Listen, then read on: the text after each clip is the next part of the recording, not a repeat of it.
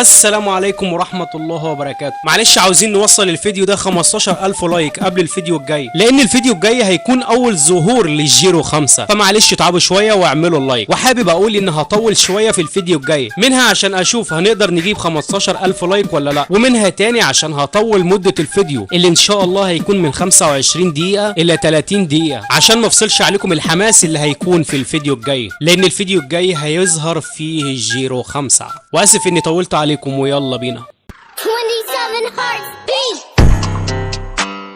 ايه ده؟ هي الاسلحه بتدوب ليه؟ دي حتى مصنوعه من الفولاذ. ده ممكن يكون قوه الشخص ده. انفجار جامد في المكان. البيج مان متصابه بهجومه تحت كميه من الحديد بشكل كبير، ومتاثره جامد بالهجوم اللي حصل من شويه ده. كيد ولو بياخدوا انفاسهم بصعوبه، وشكلهم مستنفذين قوتهم على الاخر. واخيرا اتغلبت عليك ايتها الشمطاء.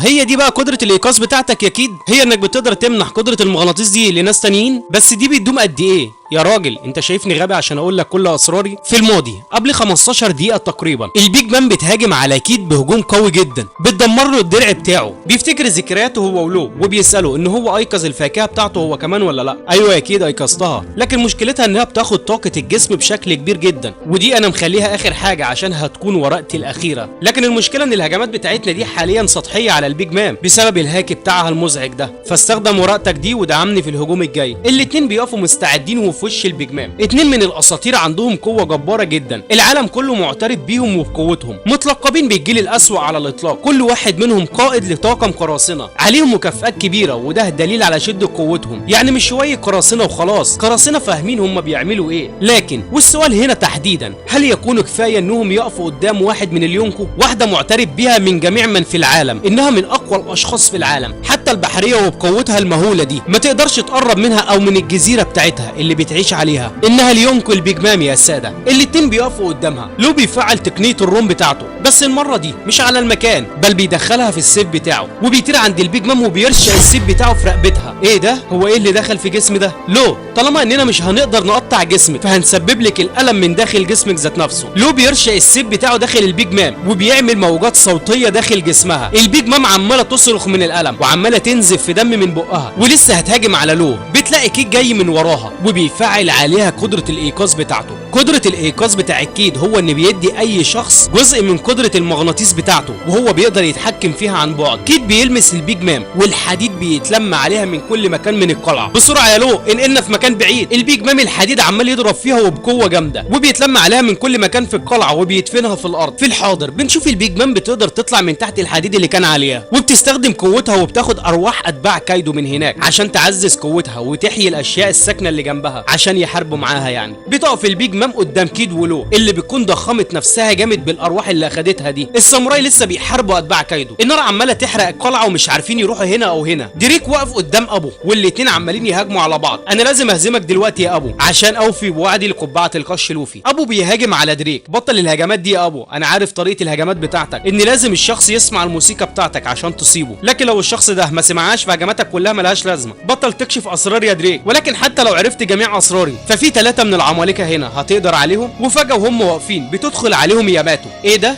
2 من التوب يروبوا هنا؟ بتعملوا ايه هنا؟ بسرعه ابو بيفكر وبيقول ان هو كده مش هيعرف يتغلب على دريك هنا، وبيروح عند ياماتو وبيعرفها انه عاوز يتحالف معاها، وياماتو على طول بتقبل، وبسرعه جامده بتروح تهاجم على دريك عشان لسه فاكره ان لسه في صف كايدو. بيحاول يعرفها ان هو دلوقتي ما بقاش في صف كايدو هو كمان، لكن ياماتو بتضربه وبتوقعه على الارض. ايه ده؟ اسفه يا دريك، معلش مش هعرف اكلمك دلوقتي عشان مستعجله، وعاصمه الظهور في خطر دلوقتي. ياماتو بتجري، والعملاق اللي كانت هزمته قبل كده بيجري وراها. ابو ودريك بيجروا وراها هم كمان. في اليمه الثانيه السيبي وصل عند روبين، وفي شويه من قبيله المنك هناك واقفين هم كمان عندهم، وعمالين يهاجموا عليهم عشان ما ياخدوش روبين. لكن السيبي بيكونوا اقوى وبيقتلوا فيهم بكل سهوله. بروكو بياخد روبين وبيطلع يجري بيها. مش دول الاشخاص اللي كانوا في دريس روزيا روبين؟ هم. امال بيعملوا ايه هنا في نوغوشيما؟ مش عارفه بالظبط، بس دول مجموعه السي بي 0، ودول اقوى مجموعه بين المجموعات ال9 9 ودايما اللي بيكونوا لابسين اقنعه دول بيكونوا في مستوى تاني من القوه. في اليمه التانيه عند سانجي بره القلعه وراح عند خماره النساء ودي بتكون على طرف الجزيره من بره، وفجاه بيرفعوا عليه السلاح وبيطردوه من هناك، وبتكون في بنت مضروبه وطالع عينها وكلهم عمالين يلوموه ان هو اللي ضرب البنت دي. سانجي واقف مش مصدق ان هو ضرب بنت وبيفتكر اخواته اللي كان ما عندهمش مشاعر وانهم بيضربوا البنات عادي وان هو مش عاوز يكون زيهم. وفجاه بيجي له كوين، اكيد ما كنتش بتلعب جوه يا ابن الجيرمي. سانجي غرقان في التفكير وعمال يجري هنا وهنا عشان جسمه ما يتحولش ويكون عديم المشاعر زي اخواته. كوين بيتحول لشكل الهجين بتاعه وبيقف في وش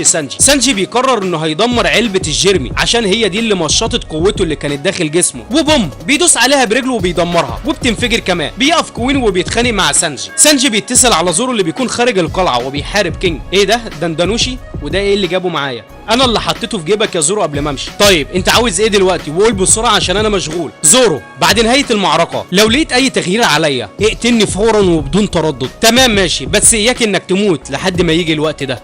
شكرا. كوين بيهاجم على سانجي بالليزر بتاعه، سانجي بيصد ضربته وبيولع في المكان. احنا داخلين على معركه جامده من زورو وسانجي. في اليمه الثانيه ماركو شايل ايزو وبيجروا مع بعض. في ايه يا ايزو؟ انت مش عارف اني مصاب؟ معلش يا ماركو، بس انا قلقان من اليقاي الضخم اللي ظهر فجاه ده. ايزو بيقصد على النار اللي رسمها كانجورو. ده المكان كله بيولع يا ايزو فعلا. المهم ما ترخيش دفاعك. تمام ماشي. في اليمه الثانيه اتباع كايدو عاوزين يخرجوا من القلعه عشان النار ما تحرقهمش، لكن الساموراي قفل عليهم المدخل ومش عاوزينهم يخرجوا من هناك. ياماتو بتجري والعملاق بيجري وراها. النار متجهه يمه القابو. اعضاء السي بي بيطاردوا بروك وروبين. اليوكاي بيجي لهم في وشهم ونازل لتحت للقابو. ابو بيشوف السي بي بيشوفوه هم كمان، وفي لحظه بيهاجموا على ابو وبيوقعوه على الارض، بس معرفش مات ولا لا. دريك بيحضر هو كمان وزي ابو بيهاجموا عليه، وفجاه بتجيله طلقه مدفع وبتنفجر فيه وبيتوقع السي بي ده على الارض، وبيطلع ان ابو لسه عايش. بيحضر واحد تاني من السي بي. دريك وابو بيتحولوا للوحوش وبيهاجموا عليه. خارج القلعه كينج وزورو. كينج طاير في السماء وفجاه بيشد راسه وبيحدف حاجه على زورو، لكن بتكون قويه جدا وجامده جدا بتدمر كل شيء في المكان. زورو مش عارف يصدها من قوه سرعتها وقوتها. زورو بيقف تاني وبيستعد ليه. كينج بيهاجم عليه مره تانيه. زورو بيستخدم تقنيه سانتوريو وبيعمل اعصار جامد في المكان وبيجي في كينج، لكن كينج بيصد ضربته بالاجنحه بتاعته. وبسرعه تانيه بيهاجم كينج على زورو بالسيف بتاعه. بيقول زورو ان اجنحته قويه جدا وبيصد اي هجوم بيها. كينج مش اكل فاكهه شيطان ولا حاجه، انما دي قوته الخاصه، وبضربه جامده من كينج بيقدر يسيب بيها زورو وبيوقعه على الارض. وفجاه وهو واقع على الارض بيسمع صوت وبيطلع ان سيف اما بيسحب قوه زورو. زورو بيصرخ من الالم ومش عارف يعمل ايه. داخل القلعه وفي غرفه الكنوز تحديدا، اوروتشي قاعد على جنب وفجاه بيسمع صوت موسيقى بتتعزف. بيبص كده من الباب بيلاقي كروسك اللي قتلها قبل كده موجوده هناك. بيخش لها كده وبيقول لها هو انا في حلم ولا ايه؟ بتقول له لا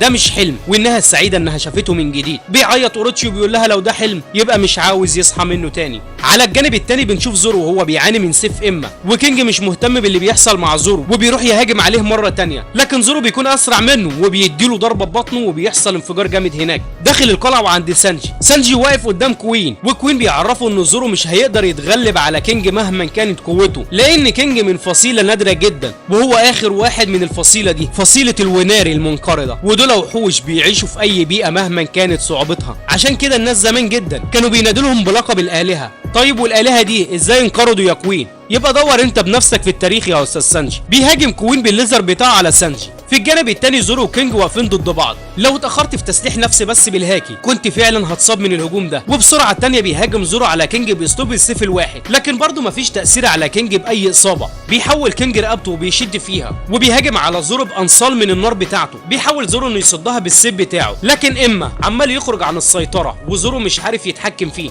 وبيتصاب بهجوم من كينج بيخليه ينزف دم من بقه. المعركه حماس وجلد بين الاتنين. بيقول كينج انه اول مره يشوف سياف مش عارف يقاتل بالسيف بتاعه وهيكون سبب في خسارته. بيفتكر زورو ذكرياته هو والراجل العجوز ده اللي اخد منه السيف الملعون في الجزء الاول في الازرق الشرقي، وكان بيعرفوا ان السيف ده ملعون وممكن يتسبب في قتله في يوم من الايام. بيهاجم كينج على زورو بركله قويه جدا بتدفن زورو في الارض، وبيرجع يهاجم عليه مره تانيه وبرضه بتيجي في زورو. بنشوف زورو هو بيفتكر ذكرياته مره تانيه وهو صغير، وانه كان قابل راجل عجوز قاعد على الشط بيصطاد، وهو اللي اسس الدوجو بتاعه المبارزين بالسيف. وفي الاصل الراجل ده كان من بلد وانو، ومشي من بلد وانو بطريقه غير شرعيه من 50 سنه، وانه كان حداد ماهر جدا، وهو اللي صنع السيف اللي كان مع كورينا اللي مع زورو حاليا. وبيقول له ان هو في شبابه صنع سيف قوي جدا لدرجه ان كان جسمه بيقشعر لما بيلمسه، وكان مسميه ملك الجحيم العظيم، وبيكون السيف ده هو اما. بيقوم زورو مره تانية وبيمسك بالسيف المره دي وبكل كفاءه. بيقول زورو ان السيوف بتكون صريحه وما بتشيلش حقد اتجاه حد، وان هو بس ضعيف على حمل سيف اما معاه، لكن هو مش فاهم ازاي اودين كان بيقاتل بيه بكل حريه كده، حتى انه كان بيمتص قدره كبيره جدا من الهاكي بتاعه.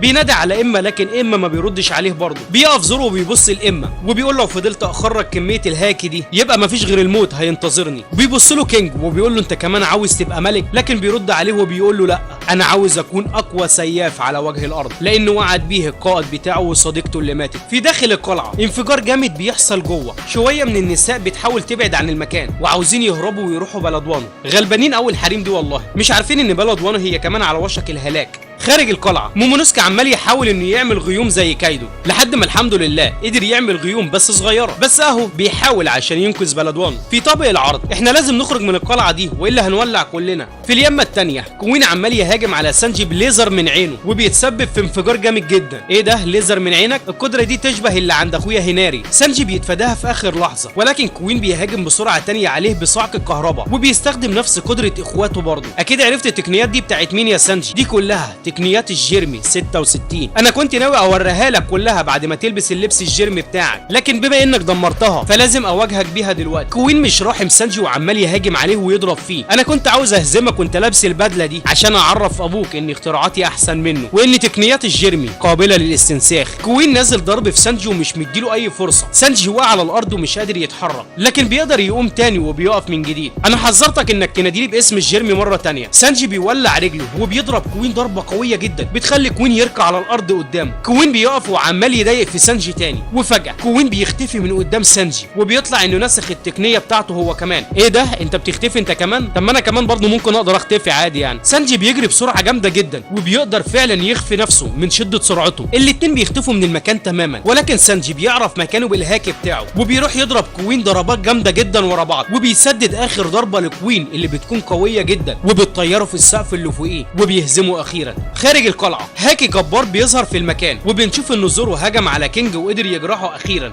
وبيكسر القناع بتاعه. بيقول زورو ان فهم قدرته وقت ما النار اللي على ظهره دي بتتفي بيكون اسرع، لكن بيكون ضعيف في الدفاع جدا. بيشيل كينج بقيه القناع اللي على وشه وبيشوفوه رجالته. ايه ده يبقى الشائعات دي صحيحه؟ اجنحه سودا وشعر ابيض؟ الحكومه هتمنح اي حد 100 مليون بمجرد بس ان يدلوا على مكانه. لكن الكارثه بقى ان كينج بيسمعهم وبيروح يولع فيهم. من المفروض انك بتحمي اتباعك مش تقتلهم، لكن سيبك منهم وتعالى طلع كل غضبك عليا انا. انت من فصيله ايه؟ مش هتستفيد حاجه لو عرفت. كينج بيتحول لشكل الوحش بتاعه وبيطير في السماء وبيرجع يهاجم على زورو تاني، وزورو بيحاول يصدها، لكن في نفس اللحظه بيهاجم كينج عليه باسلوب اللهب بتاعه وبيطير زورو بعيد شويه. انا لازم انهي القتال ده بسرعه والا السيف ده هيقتلني. كينج واقف بعيد شويه وشكله متصاب. زورو بيستعد وبيمسك سيوفه جامد. كينج واقف بعيد وبيفتكر ذكرياته مع كايدو لما حرره من البحريه، وبيعرفوا انه هيجمع طاقم للقراصنه وعايز يجي معاه. بيسالوا كينج انت هتقدر تغير العالم ده؟ بيعرفوا كايدو انه هو الوحيد اللي قادر على كده. بعدها بيدمروا المكان اللي هم فيه وبيخرجوا من هناك، وبيكون كينج الدراع اليمين لكايدو. بنشوف زورو هو هجم على كينج لكن بيقدر انه يصدها. بيقول زورو في نفسه طالما ان النار دي مولعه فملهاش لازمه اني هاجم دلوقتي، لكن بسرعه كينج بيستخدم لهب التنين وبيهاجم على زورو. زورو بيقدر يتفاداها وبيلاقي كينج بيهاجم عليه بسرعه جامده جدا، لكن برضه زورو بيقدر يصدها وبيحاول يبعده عنه. وبنشوف ان كينج عاوز ياخد سيف اما من زورو، وبسرعه جامده من كينج بيهاجم على زورو تاني. بيقول زورو ان كده بقى سريع جدا ودفاعه مفتوح تماما، وبيهاجم زورو بسرعه هو كمان وبيقدر يجرح كينج في نص جسمه وبيقعوا هما الاتنين على الارض. انا شايف انك فهمت خصائص جسمي، واخيرا فهمت انك ما كنتش ليك اي فرصه قصادي. ما ينفعش مخلوق زيك انه يفكر انه يهزمني. كينج واقف وبيبص لزورو بحقد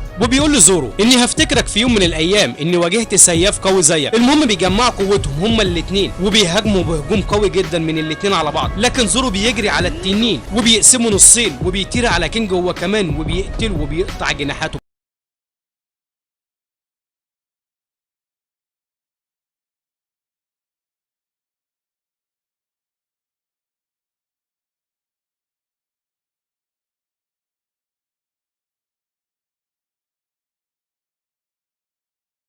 وهم كانوا بيتكلموا عن الجي بوي، وكينج كان معتقد ان كايدو هو الجي بوي، لكن بيفوق من حلمه على هزيمته من زورو، وبكده المنتصر في المعركه دي هو زورو. بتشوف باو ان زورو هزم كينج وبيتعرف كل اللي في قلعه اونوغاشيما، لكن البيج مان بتكون عندها راي تاني وبتقول طالما الوحشين الحقيقيين لسه موجودين وما اتهزموش يبقى كل الانتصارات دي ملهاش اي لازمه. وفي الخارج بره مومونوسكي بيحاول يشوف طريقه يتجنب بيها سقوط قلعه اونوغاشيما لو لوفي هزم كايدو ولا حاجه. وداخل القلعه بنشوف العملاق ده بيهاجم على النار دي عشان فاكر ان كده هيوقفها، لكن بدون اي فايده مع النار عشان النار بتقدر تعدي من اي جدار او اي انسان وبتحرقه برضه. وكمان اوسب واقف عند كيمون وعمال يضرب في اتباع كايدو عشان عاوزين يقتلوا كيمون، وكيمون راقد على الارض ومش قادر يتحرك. بيقول كيمون لاوسب انه ما يهتمش بحياته بس ينقذ كيكيو من الموت، لحد ما فجاه بيجي ايزو للمكان وبيهاجم على اتباع كايدو مع اوسب. الكل عمالين يهاجموا على بعض ومفيش اي فرصه لاي حد، النار حواليهم من كل مكان. رايزو ورئيس النينجا واقفين ضد بعض هم كمان، وكل واحد عمال يتكلم مع التاني. اوروتشي عاوز ياخد كوروسكي ويمشي من المكان قبل ما يتدمر. العملاق وابو عاوزين يهربوا هم كمان من المكان. السي بي بيقتلوا واحد من العمالقه ودريك معاهم هو كمان. كيلر مقطع هوكيزو واقف قدامه. زورو فاقد الوعي ونايم بره القلعه. البيج مام واقفه قدام كيد ولو. مصير القراصنه دي هيتكرر في المعركه دي. هاكي جبار بيزلزل المكان كله، ضربات وهجمات من كايدو ولوفي بتخلي المكان كله يترج. لوفي بيهاجم على كايدو، كايدو بيصد هجومه، كايدو بيضرب لوفي ضربه قويه، لوفي دماغه بتجيب دم، هجمات وسرعات فوق الوصف، تصادم هاكي فوق الجمدان، تغيير جذري في عصر القراصنه، خوف وقلق البحريه من هزيمه كايدو، اتجاه اسطول كامل لبلدوانو، ظلام دامس في السماء، وصول زانيشيا لبلدوانو، طبول الحرب بتضرب من جديد. كل دول متجهين لبلد واحده، لكن ايه السبب؟ محدش عارف.